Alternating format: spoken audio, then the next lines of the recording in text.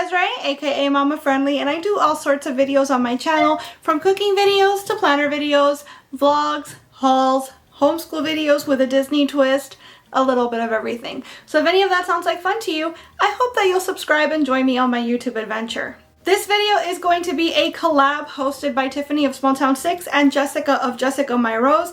It is the monthly Foodie Friday collab where we all get together and share any recipe that we feel like. It's a food free-for-all. So I am taking advantage of this opportunity to share with you a Cuban recipe. For the last couple years now, I've been adapting Cuban recipes to fit my gluten and dairy-free lifestyle, and I have got a really great one for you today. Because the holidays are coming up, there's bound to be gatherings, right? And so my mind immediately went to like party foods. And if you've ever been to a Cuban anything, whether it's a birthday party, a funeral, an anniversary, it really doesn't matter. A holiday party, there's always things that you can count on, and those are things like pastelitos, croquetas, bocaditos. You need finger food. Finger food is a constant staple at any Cuban gathering. Now, I have made croquetas de jamón and papas rellena, which are two popular finger food options on my channel before. If you keep your eyes peeled up here in the corner, I will have those recipes linked intermittently throughout the video, and I'm also going to post them in the description box below. But for today, I decided to tackle something that I thought might be a little bit of a challenge because it has to be dairy free.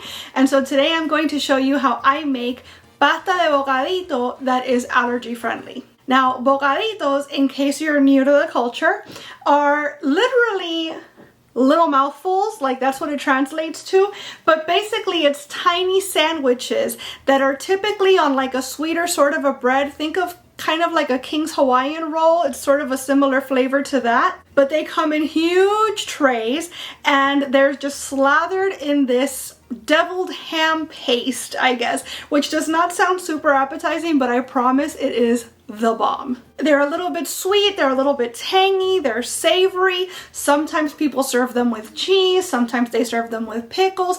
As always, I feel like I have to throw this disclaimer out there every time I share a Cuban recipe. I am sharing a way to make this, but every family has their way, and their way is the best way. Totally get it, totally understand. If your family makes it a little different than I do, that's completely okay. And if you've never made this before, then this will give you a jumping off point to take this recipe and tweak it to suit your family's tastes. Now, before we jump into this recipe, I do want to remind you that because this is a collab, there is a playlist. So after you've watched my video, you can check out the description box below. It's going to have both Tiffany and Jessica's channels, but also it's going to have that link to the playlist so that you can watch what all of my friends made this month as well. And without any further ado, let's go make some pasta de bocaditos. Alright, pallies, we're starting our recipe as always with our ingredients, and also, of course, the familiar disclaimer. Kiddo is using the iPad in the background, so you might hear some music. Hopefully it's not loud enough to get this video copyrighted. But anyways, we have our very, very simple ingredients here, and you're not going to need the stove or the oven or anything for this recipe. You're literally just going to mix things, refrigerate it, and take it out later to eat. Eat it how, you might ask?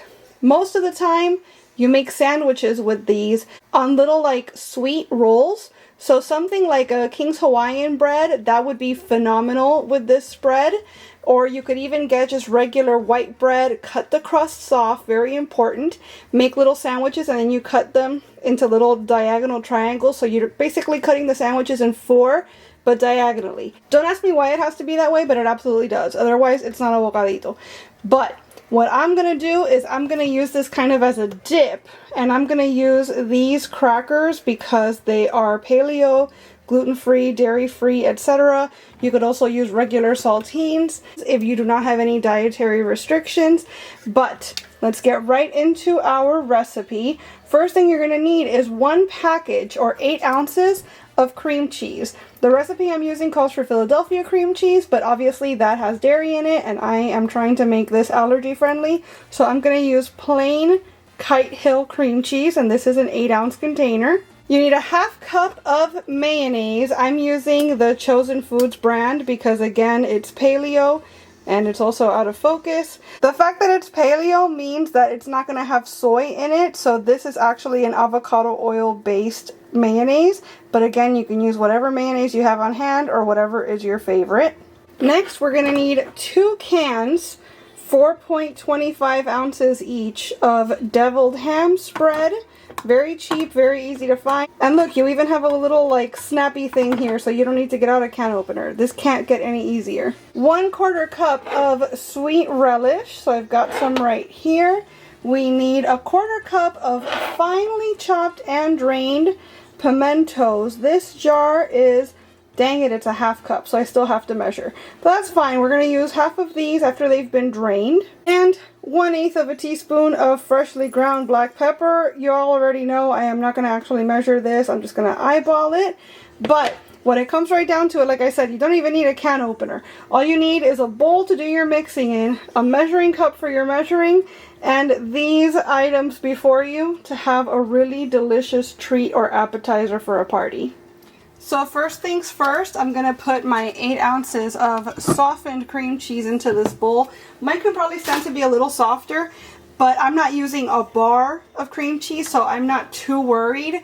If you were using an actual like brick of cream cheese, then I would suggest you leave it out at room temperature for at least an hour or so before you do this. The kind I'm using is already sort of like a whipped variety, so I'm not too concerned that it's not going to be soft enough to blend here. I've got pretty much a 1/2 cup of mayo here. It was a little hard to get out of the jar, but we managed-ish with some level of success there. Next, I'm going in with my deviled ham. I'm just following the order that the recipe is written in, but honestly, there does not need to be any rhyme or reason to this. As long as everything ends up in the bowl, you're doing all right. So that's 1. And here's 2. There's also other recipes that I found where you actually start from scratch, like cooking your own ham and then seasoning it and grinding it up and the whole 9. And that's fantastic if you have the time. But I'm willing to bet if you're making this, it's probably for a party or an event of some sort. And that being the case, you don't have time to do all that. So you're going to take whatever shortcuts you can get. And this is a perfectly valid shortcut to take.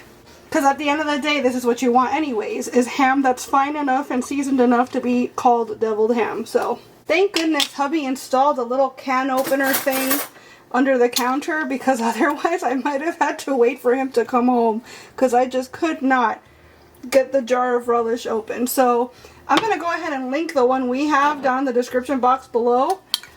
It was super cheap, and it is really, really handy to have around. I'm going to eyeball about 1/2 the jar of pimentos there. These could probably stand to be a little finer so that they mix into the whole situation better and incorporate more, but I'm not bothered by that. Just giving you the heads up so that if you prefer a more smooth spread at the end, you do remember to chop these up even finer before you put them into your mix. Lastly, we're going to season it up with some black pepper. Lots and lots, because I like my stuff very heavily seasoned. You don't need to add salt to this because the deviled ham is going to be salty enough, I promise. So that's what it looks like right now. We're going to give it its little mixy mix and just incorporate everything and break up that cream cheese a little bit. Okay, so that's what it looks like now, nicely incorporated. I am going to say this feels a little more wet, a little more goopy than I'm used to, and that, you know, more than I'm looking for. So I happen to have a 1/3 can of deviled ham here. I know the recipe does not call for it, but I feel like the mix is kind of asking for it, you know? To kind of bring the texture back up to what I'm looking for, which is still smooth. I still do want it to be smooth, but not quite so damp, I guess. Yeah, that feels much better to me. This texture, even the resistance I'm feeling mixing it up, this is what I want. This is what I'm looking for. Right there. It doesn't look super appetizing, but I promise when you taste this, you're going to understand why this is a staple at every Cuban birthday party, anniversary, holiday, baptism. If you have a gathering of like 6 or more Cubans at any given spot, this stuff just like materializes. So now I'm gonna cover it up. That's it. That was the hard part. Well, the hard part comes now, I guess, because we have to wait. I'm gonna cover it up. I'm gonna put it in the fridge for about 3 hours, and then it'll be ready to eat with your bread, with your toast, with your crackers, however you see fit.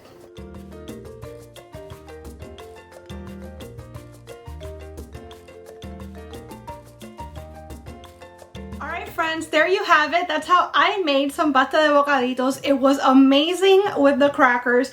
If ever I find a way to make some sweet gluten-free bread to serve these on, that will be fantastic, and I will definitely let you guys know about that. But I thought it was really tasty. It was super legit. I think that anybody would taste this at a party and not think twice about whether it was dairy-free or not. The substitutions were perfect. Maybe the strong flavor of the deviled ham, the strong flavor of the bell pepper kind of like hid any sort of flavor difference as far as the dairy-free cream cheese. But the texture was fantastic, the flavor was fantastic, and I would definitely recommend this recipe for any Cuban gathering. If your family makes this a little different, I would love for you to comment and let me know exactly how. And if there's another Cuban recipe that you'd like me to try to adapt, I would love for you to leave your suggestions as well. As always, I want to thank you all so much for being here and watching this video. I really hope you enjoyed it, and if you did, I hope you'll please give it a big thumbs up. I'd also love it if you would subscribe and click the notification bell, because I post at least 3 times a week and I wouldn't want you to miss a minute. Thanks so much again for watching. Hasta la próxima!